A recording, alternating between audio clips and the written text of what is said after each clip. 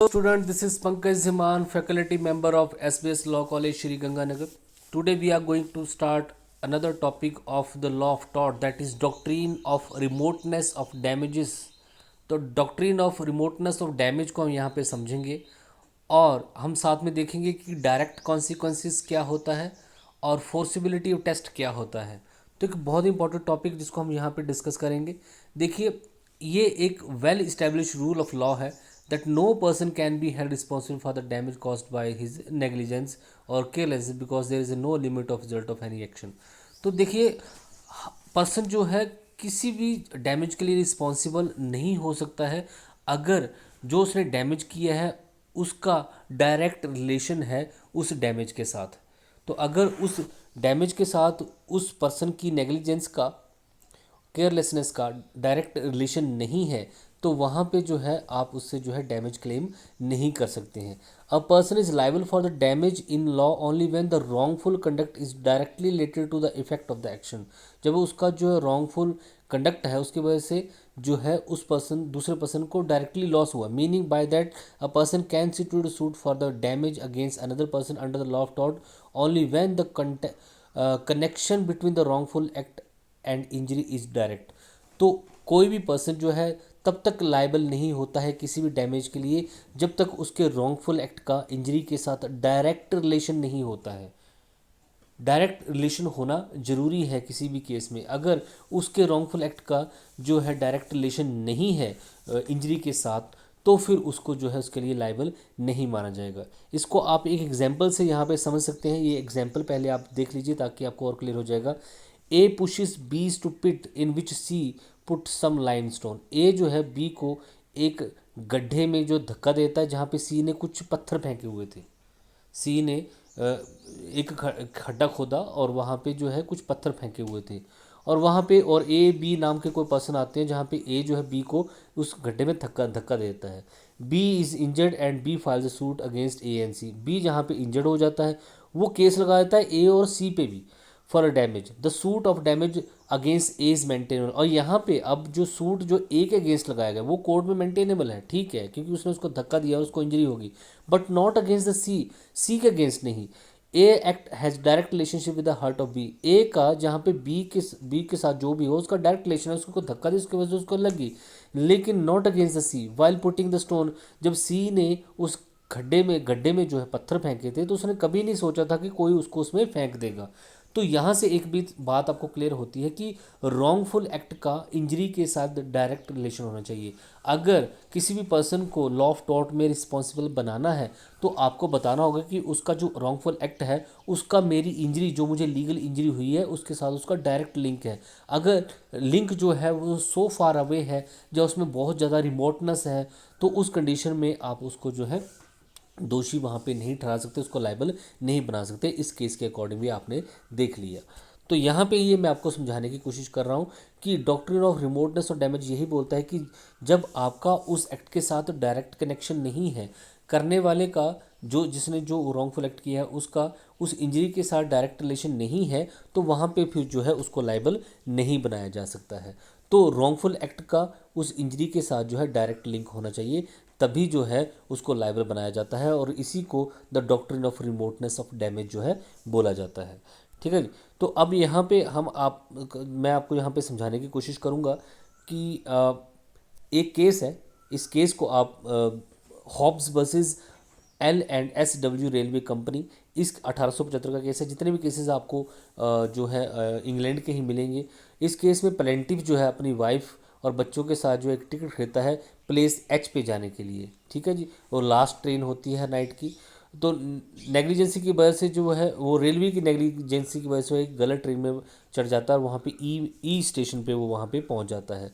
अब ई स्टेशन पे पहुँच रहे हैं उसको जो है वहाँ पे कोई अकोमोडेशन नहीं मिलती है, वो उसको कन्वीनियंस नहीं मिलती है। बच्चे जो है वो पूरी रात जो है पैदल चल के घर पहुंचते हैं। इतना सारा 4 माइल्स का डिस्टेंस कवर करते हैं जिसकी वजह से उसकी वाइफ को कोल्ड भी हो जाता है। मेडिकल एक्सपेंसेस उसको बड़े सारे बेयर करने पड़ते हैं। अब वो जो है अगेंस्ट द रेलवे जहाँ पे सूट फाइल करता है फॉर डैमेज। अब रेलवे यहाँ पे ये बोलता है the court accept the argument of the inconvenience. अब यहाँ पे रेलवे जो है उस प्लेंटिफ के आर्गूमेंट को एक्सेप्ट करती है और उसको जो है वहाँ पे कॉम्पनसेशन देती है, क्योंकि रेलवे की वजह से वहाँ पे जो है उस पर्सन को लॉस हुआ, लेकिन उसने वहाँ पे एक चीज़ और नोट है, उसने उसको लॉस दिया, लेकिन जो वाइफ को इनकन्वीनियंस, जो वाइफ जो उसकी बीमार होगी, उसको जो मेडिकल खर्चा वो उसने जो है उसको नहीं दिया। वहाँ पे क्यों नहीं दिया? क्योंकि यहाँ पे रिमोटनेस ऑफ डैमेज का प्रिंसिपल आ जाता है। हाँ ठीक है, उनको इनकन्वीनियंस हुई, इसके लिए वो रेलवे को उनको पे करने के लिए बोलते हैं, लेकिन उस कन्वीनियंस की वजह से ये नहीं सोचा हो था, रेलवे ने कभी नहीं सोचा था कि उसकी वाइफ को कोल्ड हो जाएगा या बच्चे वाइफ जो कोल्ड हो जाएगा उनको इतने सारे मेडिकल एक्सपेंसेस बेयर करने पड़ेंगे। तो ये रिमोटनेस आ जाती है, एक दूर का कंसेप्ट आ जाता है, यहाँ पे किसी ने इमेजिन नहीं किया था कि ऐसा हो भी सकता है। तो उन्होंने उनको उनके आर्गुमेंट को एक्सेप्ट तो दिया, उनकी इनकन्वीनियंस के लिए उनको कंपनसेशन तो दिया, लेकिन वाइफ को जो कोल्ड हुआ, उसके वाइफ को जो इनकन्वीनियंस हुआ उसके लिए इसको नहीं दिया, क्योंकि उस एक्ट के साथ इस एक्ट का रिलेशन जो है बड़ा रिमोट है। ये किसी ने एक्सपेक्ट नहीं किया था कि उसकी वाइफ को जो है ऐसा कुछ हो जाएगा। तो यहाँ से जो है इस प्रिंसिपल को अडॉप्ट किया गया कि रिमोटनेस ऑफ डैमेज को देखा जाएगा कि उस रॉन्गफुल एक्ट का उस इंजरी के साथ डायरेक्ट रिलेशन क्या बन रहा है, तभी जो है डैमेज वहाँ पे किया जाएगा।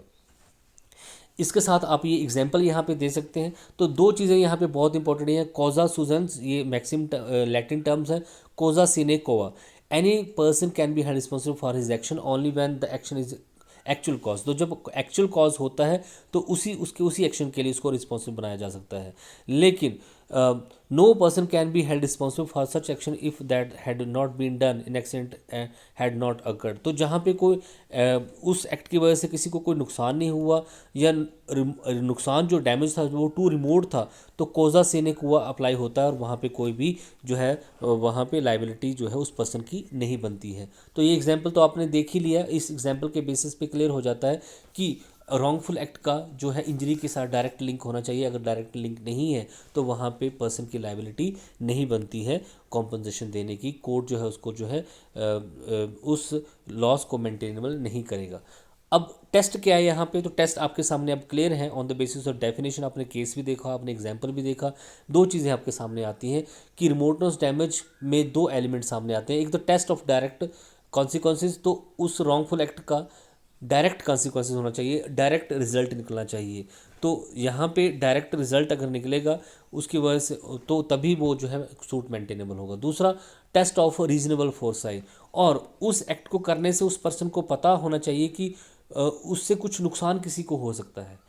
तो अगर उसको ये पता रहेगा कि वो जो एक्ट कर रहा है उससे किसी को नुकसान हो सकता है, तो ये जो है रिमोटनेस डैमेज के अंडर आ जाएगा। तो रिमोटनेस और डैमेज के अंडर किसी पर्सन को तभी लायबल बनाया जाएगा जब उसके रॉन्गफुल एक्ट का डायरेक्ट कॉन्सिक्वेंसेस निकले, सीधा परिणाम निकले, और दूसरा उसको ये भी मालूम हो कि उसके उस रॉन्गफुल एक्ट करने से किसी को कुछ नुकसान जो हो सकता है। तो रीजनेबल फोर्स आई, वो पहले कल्पना कर सकता था कि ऐसा हो सकता है। अब इन्हीं को देखेंगे वन बाय हम। The test of direct consequences पहले पढ़ेंगे।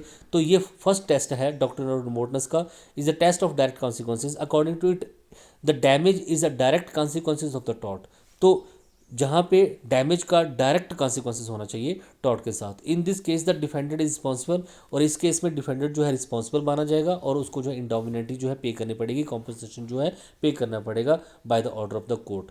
देखिए यहाँ पे कैसे एक केस है बहुत इंपॉर्टेंट, हम इस केस को नहीं देखेंगे, नीचे जो इंपॉर्टेंट केस है जिसमें इस रूल को जो है एक्सेप्ट किया गया, एक केस है Smith versus London and South Western Railway company. इस केस में क्या हुआ? Railway is very important and it is support the doctrine of test of direct consequence. In this के case accord first case which propounded the doctrine of, ये पहला case है जिसमें इस डॉक्ट्रिन को जो है इंपॉर्टेंस दी गई, इस डॉक्ट्रिन को एक्सेप्ट किया गया। इन this case worker of the defended company left the grass on the railway. देखिए यहाँ पे रेलवे जो कर्मचारी थे वो लाइन की सफाई कर रहे थे और उन्होंने वहाँ पे बड़ी सारी कटिंग की झाड़ियों की, और झाड़ियाँ वहीं पे फेंक दी और लाइन पे ही फेंक दी। उसकी वजह से क्या हुआ कि उन झाड़ियों में आग लग गई, और साथ में एक कॉटेज थी एप्लीकेंट की, उसमें आग लग गई जो कि 200 यार्ड अवे थी वहाँ से, और जो एप्लीकेंट को वहाँ पे बड़ा सारा नुकसान हो गया। अब एप्लीकेंट कोर्ट में जाता है, केस फाइल करता है डैमेज के लिए।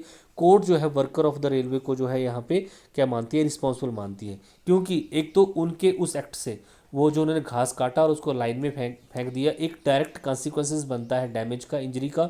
दूसरा वो यहाँ पे वो इमेजिन भी कर सकते थे कि उस इंजरी से किसी को लॉस हो सकता है, आग लग सकती है वहाँ पे और किसी को लॉस हो सकता है। तो ये जो केस है बहुत इंपॉर्टेंट है, इससे जो रिमोटनेस और डैमेज का जो प्रिंसिपल है इसको सपोर्ट किया गया, और जहाँ पे रेलवे एम्प्लॉय को जो है वो रिस्पॉन्सिबल बनाया गया है।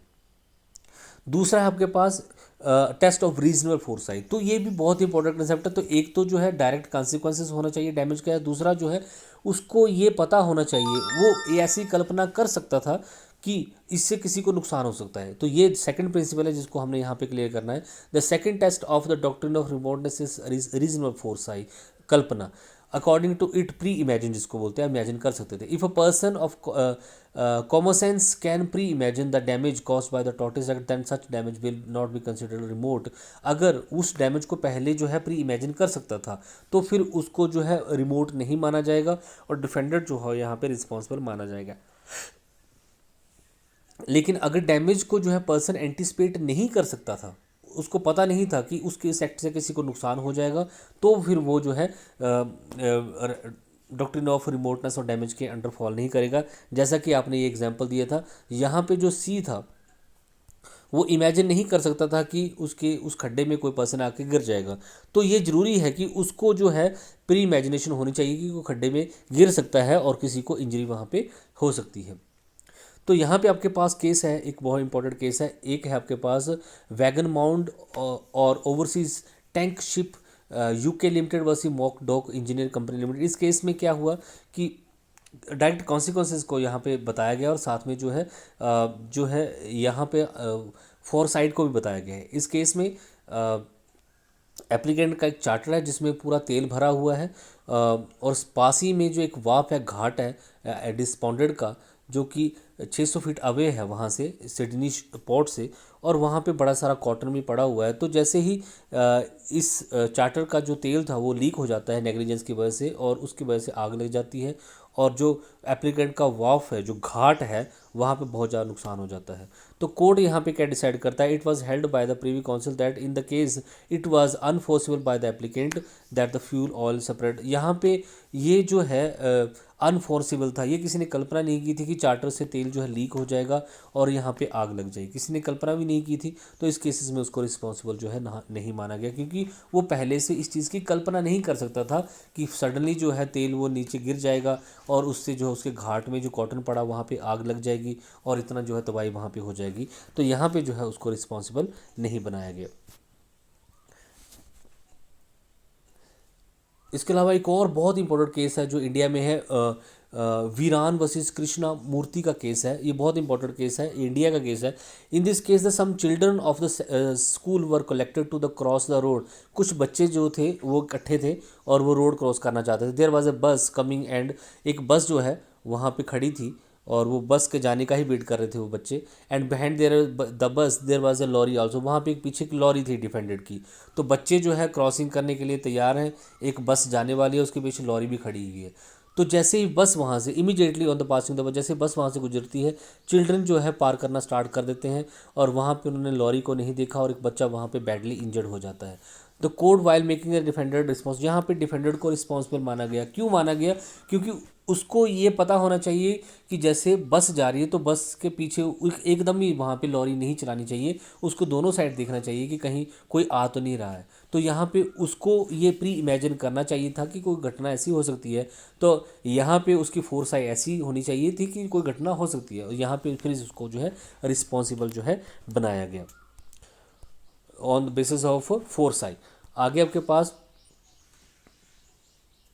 हाँ, यहाँ पे एक और केस है बहुत इंपॉर्टेंट, आलोकनाथ वसी गुरु प्रसाद का केस है। इस केस में भी टेस्ट ऑफ पॉसिबिलिटी को कंसिडर किया गया है और अडॉप्ट भी किया गया है। यहाँ पे क्या है, the plot of plaintiff and defended were adjoined. Plaintiff और डिफेंडेड के जो प्लॉट हैं वो एडजॉइनिंग है, तो एक दूसरे के साथ लगते हैं। In the middles the monsoon defendant dug a tank.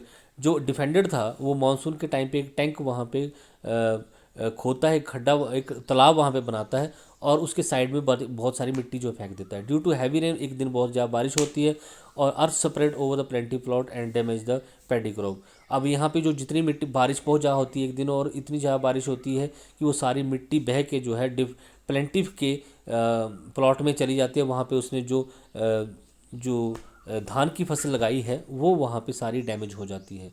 Court जो जहाँ पे है डिफेंडेड को जो है हैविंग नॉट फोर्सिन, क्योंकि ऐसा इंसिडेंट जो है कोर्ट ने ये बोला कि ऐसा इंसिडेंट जो कि डिफेंडेड जो है फोर्सी नहीं कर सकता था, नहीं देख सकता था, उसको नहीं पता था कि ये ऐसा हो जाएगा, तो वहाँ पे उसको रिस्पॉन्सिबल नहीं बनाया गया। तो यहाँ पे आपने एक चीज़ नोट की, दोनों ही केसेस में आपने पूरा रिमोटनेस और डैमेज यहाँ पे पढ़ा कि आपका कोई पर्सन किसी भी टॉर्ट के लिए तब लायबल होता है जब उसका उस एक्ट के साथ जो है डायरेक्ट रिलेशन हो, दूसरा जो है उसका जो है वो प्री इमेजिन भी कर सकता हो कि नहीं उसके इस एक्ट से जो है किसी को लॉस हो सकता है। अगर वो उसका उस एक्ट के साथ डायरेक्ट रिलेशन नहीं है, रिमोटनेस है वहाँ पे, बड़ा रिमोट कनेक्शन है वहाँ पे, दूसरा अगर उसको ये इमेजिन ये वो फोर्सी नहीं कर सकता था कि उसके एक्ट से किसी को कोई नुकसान हो सकता है, तो वहाँ पे वो पर्सन फिर जो है लाइबल नहीं होगा। अदरवाइज वो यहाँ पे लाइबल होगा द डॉक्ट्रिन ऑफ रिमोटनेस और डैमेज के under. Thank you so much.